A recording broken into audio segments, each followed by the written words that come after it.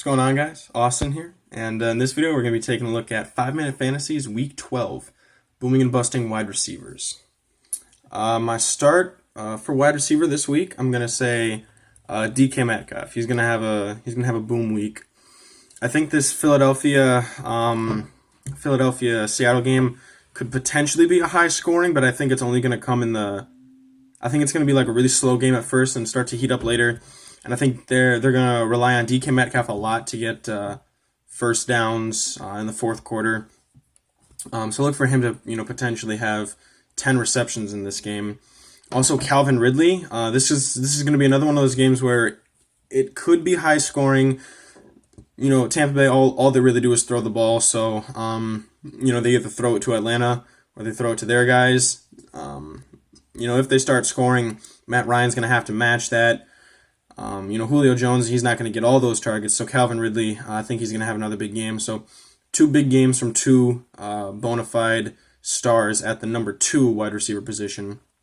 And then I'm going to say Kenny Golladay is going to have a big game. With Jeff Driscoll, I think he was more of a running threat than he was a passing threat last week against Dallas. But this week, I know he had 2 touchdowns to Marvin Jones last week, but I think that Kenny Golladay, he's still the best wide receiver on this team, and Washington doesn't really have that, number 1 cornerback guy that's really going to shut him down.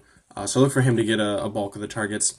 Odell Beckham, for the same reasons that I've been saying the other Cleveland Brown stars, is that I think that Cleveland is really going to just kind of come out here and just try to send a message on purpose.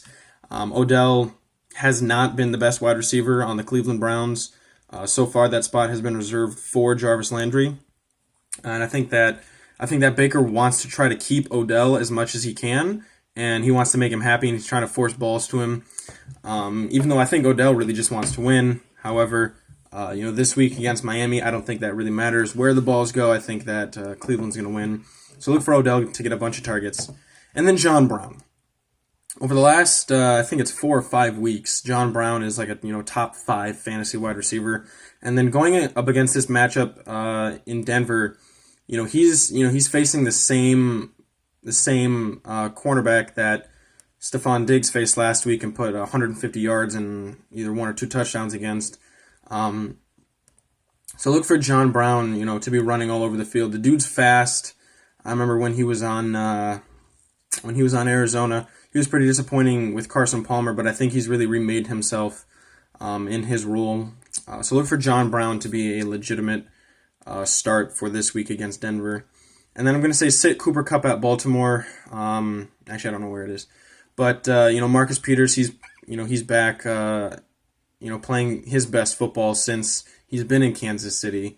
And so I think the fact that he knows what the Rams want to do on offense, he'll really be able to shut Cooper Kupp down, and that's definitely going to be part of the game plan. I'm going to say sit DJ Moore going up against New Orleans. Whether he's facing Marshawn Lattimore or not, New Orleans really knows how to take out the number 1 wide receiver on the opposing team. Plus, their pass rush has been a little bit more effective as of late.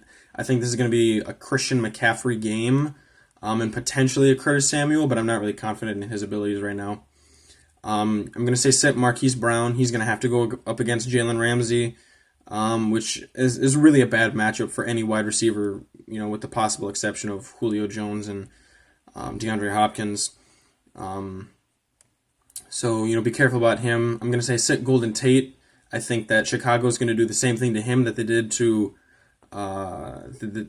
Cooper Kupp last week, and the only difference is the Rams have a better overall offense. So I don't think Golden Tate will be able to do well. And then I'm going to say sit Julian Edelman. I don't really know.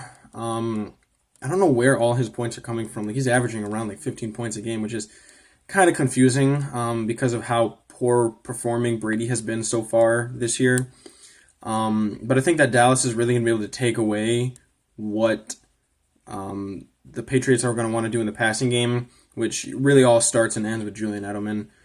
So don't start him this week going up against the Dallas Cowboys.